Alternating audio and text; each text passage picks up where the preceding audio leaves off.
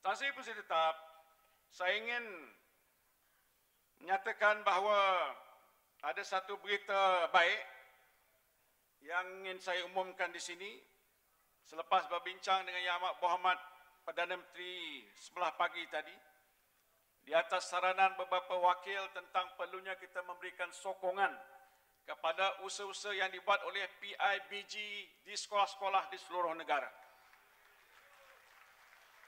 Saya ingin maklumkan Yang Amat Berhormat Perdana Menteri telah bersetuju dengan penubuhan Yayasan Tabung PIBG Nasional.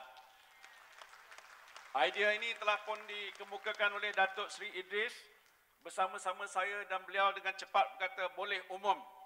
Dan umum saja tak memadai, maka kita perlukan satu dana.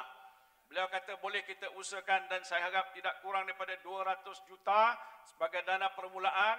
Sebahagiannya sumbangan daripada pihak kerajaan, yang lain akan kita usahakan daripada GLC dan juga sumbangan sektor swasta. Dan ia akan diagihkan ke semua sekolah, terutamanya sekolah-sekolah di kawasan-kawasan luar bandar dan juga sekolah-sekolah pendalaman. Tuan Seri Pengerusi Tetap, saya ingin merakamkan terima kasih pada Yang Amat Berhormat Presiden. Sekali lagi, walaupun telah pun disebut berulang-ulang, secara peribadi di atas keputusan beliau bersetuju untuk mengekalkan Akta Hasutan 1948 ini. Ada pihak yang mengatakan apakah kenyataan yang telah pun saya buat awal sedikit pada keputusan Presiden itu sebagai satu desakan. Saya menyatakan itu bukan desakan, itu peranan timbalan yang bertanggungjawab untuk mengemukakan apa saja yang saya dapati hasil daripada penemuan dan juga perbincangan dengan banyak pihak supaya Presiden Parti akan dapat mengetahui kedudukan yang sebenarnya. Dan saya ucapkan syukur kerana dengan keputusan ini bagaimana yang telah pun disebutkan, maka Akta Hasutan bukan saja akan terus dikekal, tapi diperkukuh, dikuatkuasakan, dilaksanakan dengan penambah baik yang akan dilakukan dalam tempoh yang terdekat ini. Terima kasih dan tahniah kita ucapkan kepada Yang Amat Berhormat Presiden kita. Presiden juga telah pun berkata dalam ucapan dasar beliau, iaitu beliau bukanlah setakat Perdana Menteri ataupun Presiden UMNO saja, tapi beliau adalah sebagai penyambung lidah dan warisan perjuangan Melayu Bumi Putra. Inilah untuk menentukan supaya agenda ekonomi Bumi Putra terutamanya yang kita akui memerlukan tumpuan dan perhatian yang lebih istimewa. Saya telah pun memberikan pandangan dan pendapat saya, walaupun sudah ada inisiatif yang telah pun diambil oleh tidak lain daripada Perdana Menteri sebagai pengurusi kepada Majlis Ekonomi Bumi Putra, tetapi tumpuan yang lebih patut diberikan kepada sekumpulan besar, 40% daripada golongan yang dikatakan peringkat yang terbawah, yang sebahagian besarnya adalah Bumi Putra, mesti diberikan perhatian dan pembelaan yang seadil-adilnya supaya kedudukan ekonomi Bumi Putra akan terus dapat dimaju dan dibangunkan. Saya yakin dengan adanya keputusan ini, maka insya-Allah masa depan Bumi Putra khasnya Melayu akan terus terpelihara. Pusat Tetap, saya dalam ucapan peresmian di persidangan wanita, pemuda dan putri, dalam ucapan itu saya telah pun menyebut sebuah ayat Quran dan saya bacakan di sini yang bertujuan untuk memberikan peringatan bagi kita semua. Bismillahirrahmanirrahim. In yamsaskum qarhum faqad massal qauma qarhun misluh. Wa tilkal ayyamu nudawiluha bainan nas. Wa liya'lamallahu allazina amanu wa yattakhidha minkum syuhada. Wallahu la yuhibbuz zalimin. Yang bermaksud jika kamu dalam peperangan Uhud mendapat luka ataupun tercedera, maka sesungguhnya kaum musyrik yang mencerobohi kamu itu telah tercedera juga dan mendapat luka yang sama dalam peperangan Badar. Dan demikian itulah keadaan hari-hari dunia ini dengan peristiwa-peristiwa kemenangan dan kekalahan. Kami gilirkan dia antara sesama manusia supaya menjadi pengajaran dan supaya nyata apa yang diketahui Allah tentang orang-orang yang tetap beriman dan yang sebaliknya, dan juga supaya Allah menjadikan sebahagian di antara kamu orang-orang yang mati syahid. Dan ingatlah, Allah tidak suka kepada orang-orang yang zalim. Tuan Sri Yang Di-Pertua, saya sebutkan ucapan itu, bacaankan ayat ini ialah sebagai suatu peringatan tentang apa yang Allah menyatakan dalam Al-Quran, iaitu penggiliran kerajaan dan pemerintahan. Di satu peringkat kadang-kadangnya Islam menjadi kerajaan, di peringkat yang lain Islam kalah dan diambil alih oleh pihak-pihak yang musyrikin dan sebagainya. Ini adalah suatu lontaran yang penting khususnya bagi kita orang Melayu ataupun pimpinan yang ada di dalam masyarakat kita terdiri pada pemimpin-pemimpin UMNO, tentang pentingnya kita bertasamuh ataupun berlapang dada dan sanggup untuk melihat ke hadapan bahawa ada cabaran-cabaran yang lebih besar yang kita akan hadapi dalam tempoh yang kehadapan ini.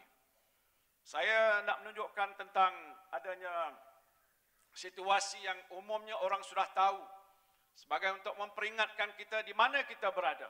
Ini adalah keputusan pilihan raya kita yang 13. Bukan satu perkara yang sulit, umum mengetahui, tapi mengingatkan di mana kedudukan kita. Ada warna putih, ada kelabu putih, ada kelabu. Dan kalau dilihat 44 kawasan parlimen kelabu, di mana kita menang antara 0.1% hingga 5.9% majoriti. Sebahagian yang hadir di sini adalah mereka yang tergolong dalam bahagian-bahagian yang saya sebutkan tadi.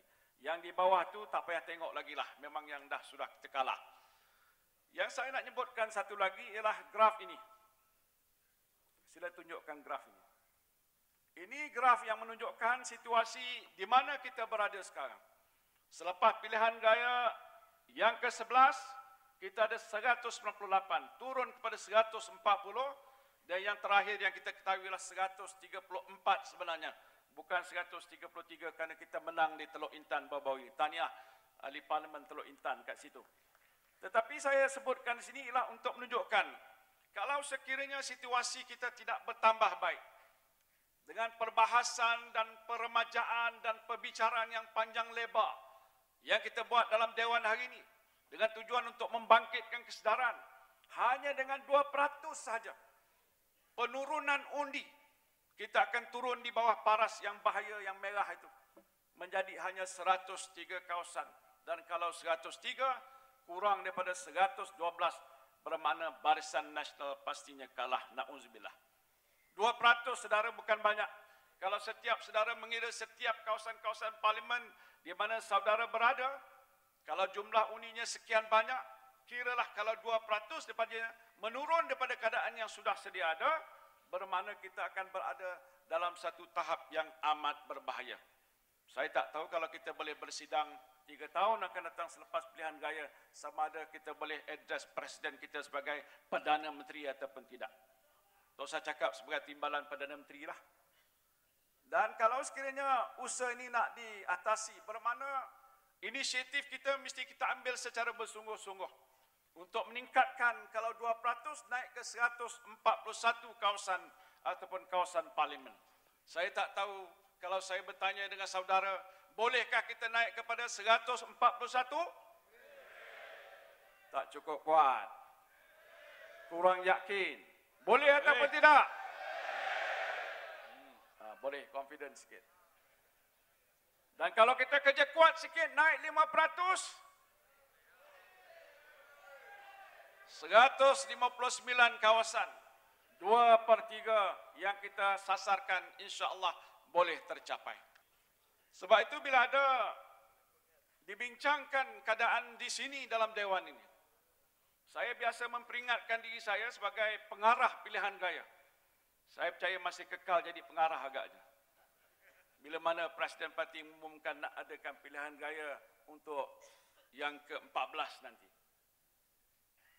Maka soalnya hanya dengan lebih kurang 39 bulan saja, saudara. 39 bulan daripada hari ini, waktu mana kita berada di sini, pilihan raya pasti mesti diadakan. Soalnya dalam tempoh yang sebegini singkat, apakah inisiatif baru yang boleh kita laksanakan untuk mengembalikan semula keyakinan, memperbetulkan persepsi yang telah pun dibahaskan khususnya di peringkat pergerakan pemuda dan wanita tentang soal sikap orang muda, pandangan orang muda, bukan saya kata, orang muda kata, yang saya sebutkan pada hari itu berjela-jela lamanya. Lepas itu dibahas dan dipersetujui kalau tidak ada suatu inisiatif untuk membawa satu pembaharuan dalam tempoh yang segera, kita akan berada dalam keadaan yang cukup berbahaya. Sebab itu, untuk tujuan itu saya berbincang dengan Presiden Parti, boleh saya sebutkan di sini, di mana beliau sendiri telah pun menunjukkan komitmen yang begitu tinggi untuk meruangkan banyak lagi masa untuk parti kita dalam tempoh 3 tahun yang kehadapan. Kita ucapkan terima kasih. Bermakna Perdana Menteri sendiri akan mengorbankan masa selain daripada tugas-tugas rasmi untuk melihat urusan parti, membantu saya dan rakan-rakannya lain untuk turun ke setiap kawasan.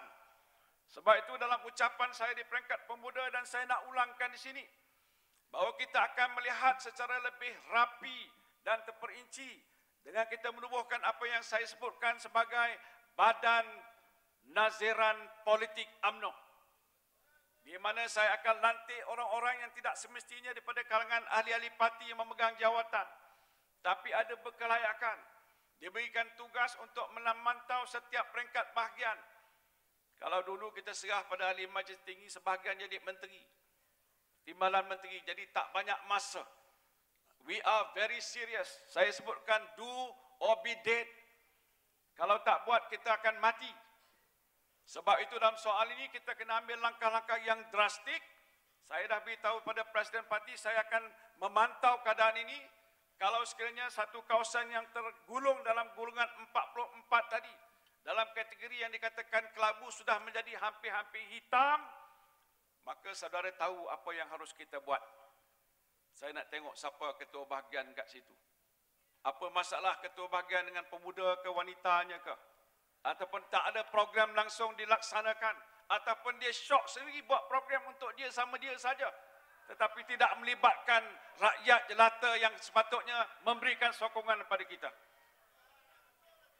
Jadi sebab itu saudara, saya nak mengingatkan, mulai awal tahun hadapan, inisiatif ini akan kita laksanakan dan kita akan turun ke setiap peringkat, dan saya nak minta supaya kerjasama daripada semua pemimpin bahagian, termasuklah sayap-sayap pemuda, wanita dan puteri, untuk tampil ke depan, bergerak sebagai satu saf untuk tempur mana-mana musuh-musuh politik kita, dan pastikan kawasan-kawasan kita ini akan dapat terus kita pertahankan. Mana-mana yang agaknya kurang, sokongan perlu ditingkatkan lagi, dan inisiatif-inisiatif baru